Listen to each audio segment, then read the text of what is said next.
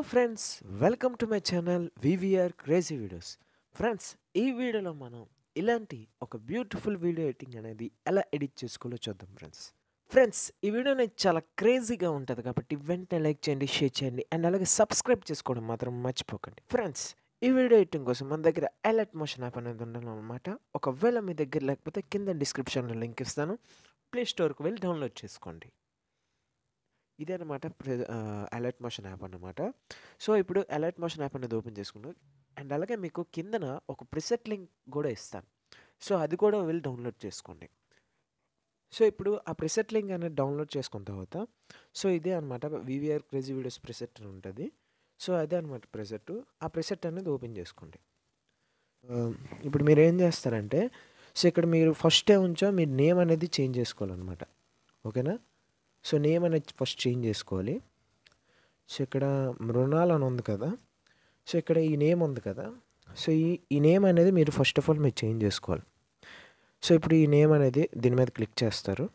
So click చేసిన తర్వాత so ఏదో ఒక నేమ్ ఇస్తారు మామూలుగా.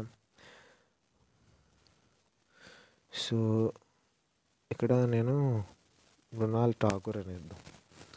ఓకేనా? So Mrunal Thakur and next మీకు మృణాల్ ఠాకూర్ అని ఇస్తాను. అండ్ నెక్స్ట్ మీరు ఏం చేస్తారంటే ఈ నేమ్ అనేది ఇచ్చిన తర్వాత సో ఇక్కడ మీకు ఈ ఫాంట్ లింక్ ఉంది కదా, ఈ లవ్ వేల్ ఫాంట్ లింక్ కూడా ఇస్తాను, అది కూడా డౌన్లోడ్ చేసుకోండి. సో ఇలాగ నేమ్ చేంజ్ చేసుకున్న తర్వాత టిక్ మార్క్ మీద ఇలా క్లిక్ చేసుకోండి. సో క్లిక్ చేసుకున్న తర్వాత సో ఇప్పుడు మళ్ళీ నెక్స్ట్ ఈ వెనకన ఈ లవ్ షేప్ కలర్ ఉంది కదా, సో అది మీకు ఆ కలర్ నచ్చకపోతే సో ఆ ఫోటో మీద ఇలా క్లిక్ చేసుకొని సో కలర్ అండ్ ఫిల్ మీద క్లిక్ చేసేసి సో ఇక్కడ మీకు నచ్చిన కలర్ అనేది ఇవ్వచ్చు అనమాట. ఓకేనా? ఓకే, ఇక్కడ మీకు నచ్చిన కలర్ అనేది ఇవ్వచ్చు. సో ఒక నేను ఎల్లో ఇచ్చాను మామూలుగా. సో అది చేంజ్ చేసి ఎల్లో ఇచ్చాను. సో ఇలాగ మీరు మీ నచ్చిన కలర్ అనేది ఇక్కడ ఇవ్వచ్చు. నెక్స్ట్ ఏం చేస్తారంటే ఇప్పుడు మీరు ఫొటోస్ అనేవి చేంజ్ చేసుకోవాలన్నమాట. సో నేను అంతా చేసే ఉంచాను. సో ఇక్కడ మీరు ఫొటోస్ అనేవి చేంజ్ చేసుకోవాలి. ఇక్కడ పిక్ వన్ అని ఉంది కదా, సో దాని మీద ఇలా క్లిక్ చేసుకుంటారు. సో క్లిక్ చేసుకున్న తర్వాత ఇక్కడ ఎడిట్ గ్రూప్ అని ఉంటుంది. సో ఎడిట్ గ్రూప్ మీద క్లిక్ చేస్తారు. సో ఇప్పుడు మీరు ఇది ఓపెన్ చేసుకున్న తర్వాత ఏం చేస్తారంటే సో ఇక్కడ మీరు ఫోటో అనేది చేంజ్ చేసుకోవాలి. సో ఇక్కడ మృణాల్ ఠాకూర్ ఫోటో ఉంది కదా, సో అది మ్యాక్సిమం మీకు ఉండదు, ఒకవేళ మ్యాక్సిమం ఉండదు. సో ఇలాగ మీకు వస్తుంది అనమాట, ఇలా డిలీట్ చేసి ఇలాగ వస్తుంది. సో ఇక్కడ మీరు ఏం చేస్తారంటే సో ఇక్కడ ప్లస్ ఐకాన్ ఉంది కదా, సో దాని మీద ఇలా క్లిక్ చేసుకోండి.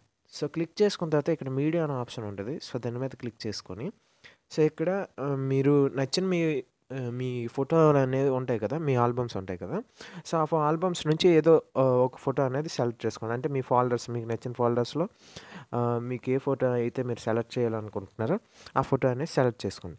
సో ఇక్కడ నేను ఈ ఫోటో అనేది సెలెక్ట్ చేస్తున్నాను.